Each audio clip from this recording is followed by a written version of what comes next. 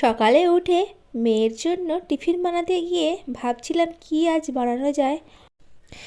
দেখলাম অল্প একটু চাউমিন রয়েছে, তাই হঠাৎ করে সেই পুরোনো দিনের কথা মনে পড়ে গেল। সেই স্কুল লাইফে আমরা যেরকম চাউমিন বানিয়ে নিয়ে যেতাম, আজ ভাবলাম সেই রকমই বানিয়ে দিই। না, আমার মা কোনো দিন আমাকে এরকম চাউমিন বানিয়ে দেয়নি। তার কারণ হচ্ছে আমার মা নিজেই জানে না কীভাবে চাউমিন বানাতে হয়। কিন্তু আমার বন্ধুদের মায়েরা প্রায় সময়ই এরকম ধরনের চাউমিন বানিয়ে দিত।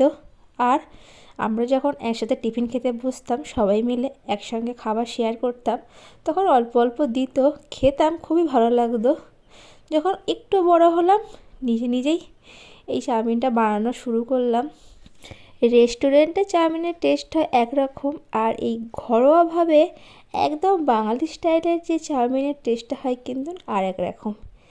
এর জন্য আমি প্রথমেই করে নিয়েছিলাম কি, চাউমিনটা হালকা একটু নুন আর তেল দিয়ে সিদ্ধ করে নিলাম।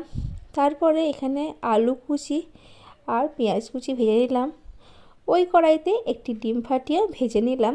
তোমরা চাইলে এতে আরও কিছু সবজিও অ্যাড করতে পারো, সেটাও খেতে ভালো লাগে, কিন্তু আমার কাছে এখন কিছু ছিল না, তাই আলু আর ডিম দিয়েই করে দিলাম।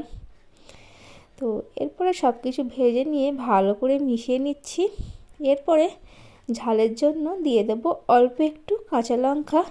আমার মেয়ে ঝাল খেতে পছন্দ করে, তাই কাঁচা লঙ্কা দিলাম, তোমরা চাইলে নাও দিতে পারো। তো এরপরে সব কিছু আবারও ভালো করে মিশিয়ে নেব। এরপরে আমাদের সিদ্ধ করে রাখা চাউমিনটা এর মধ্যে দিয়ে দেব। তারপরে সব কিছু ভালো করে মিশিয়ে নেব। অবশ্যই একটু চেক করে দেখে নেবে যে নুনটা ঠিক আছে কি না। যেহেতু আমি চাউমিনে নুন দিয়েছি আর আলু ভাজায় এবং ডিম ভাজাতে নুন দিয়েছি, তাই আলাদা করে আমি নুন অ্যাড করছি না। যদি তোমাদের কম মনে হয় অল্প একটু দিতে পারো। কেমন লাগলো আজকের ভিডিওটা অবশ্যই কিন্তু কমেন্ট করে জানিও। আর চ্যানেলটা প্লিজ প্লিজ প্লিজ তোমরা একটু সাবস্ক্রাইব করো, তোমরা কিন্তু চ্যানেলে সাবস্ক্রাইব করছো না। আজকের ভিডিও এতটাই। ভিডিওটি ভালো লাগলে অবশ্যই লাইক করো। Thank you.